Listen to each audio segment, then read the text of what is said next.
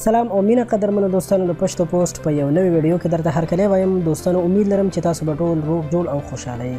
دوستانو لکه څنګه چې تاسو ته معلومه ده نن سبا چې کوم وایرس او عالمي وبا زور اخیستی دی او په سلګونو او لسګونو ملکونه یې رانیولي دي او همدغسې په لسګونو او سلګونو خلک روزانه د دې وایرس له وجې مړه کیږي او نوي نوي کیسونه مخې ته راځي. د یادولو وړ ده چې د دې وایرس نه کوم خلک مړه شي نو د هغوی مړی هم په ډېر بد حالت کې دفن کیږي، یعنې د هغې کور والو ته اجازه نه ورکول کیږي چې دغه مړی وویني، چې دا خیال کیږي چې دا وایرس نور چاته ونه لګي. خو که یو وړخته په ډېرو ملکونو کې احتیاطي تدابیر شروع شوي دي او خلکو ته اجازه هم نه ورکول کیږي چې د کورونو نه راوځي او په کورونو کې قرنطین شوي دي، نو بل اړخ ته په بنګلادیش کې یوه اجتماع را جوړه شوې ده چې تقریبا 25,000 خلکو پکې ګډون کړی دی او اجتماعي دعا یې کړې ده. د پاک رب له درباره یې غوښتي دي چې د دې وبا مخه ونیسي او په ټوله دنیا کې بیرته امن او خوشحالي راولي. د دغه دعا تقریب چې په 18 مارچ باندې را جوړ شوی و او ویل کېږي چې شاوخوا 15,000 کسانو پکې ګډون کړی و. په ګنټو باندې دغه خلک ناست او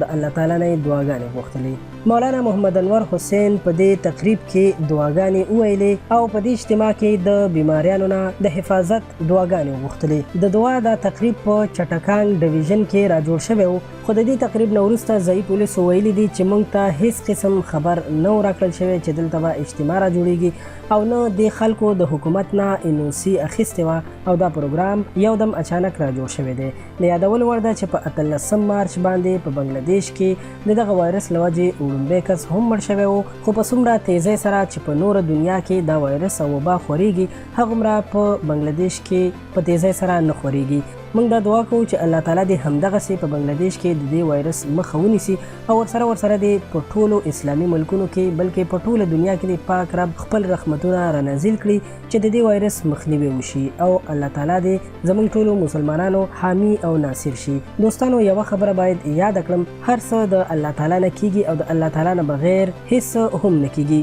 خو دا یوه خبره باید په ذهن کې واچو چې موږ تاسو ته الله تعالی عقل راکړی دی او په دې خبره باندې عالمان او مفتیان هم متفق دي چې که طبي ماهرین وایي چې یو بل سره په لاس ستړي مشي مه کوئ یا ډېر یو بل سره مه میلاویږئ یا په بازارونو کې مه ګرځئ او یو ځای غونډې مه جوړوئ، نو عالمان هم دا خبره تایید کړې ده او ویلي دي چې طبي ماهرین ښه پوهیږي او د هغوی دا خبره به سمه وي، نو باید په دې باندې عمل وشي. دوستانو په دې هیله چې تاسو به زما په مقصد باندې پوه شوي یئ. که ویډیو مو خوښه شوې وي درسره لایک کړئ. که غواړئ چې په آینده کې تاسو د هر قسم معلوماتو نه خبر وساتو نو زموږ چینل پښتو پوسټ خامخا سبسکرایب کړئ چې زموږ د هرې نوې راتلونکې ویډیو خبر تاسو ته په وخت درکړل شي. ډېره مننه.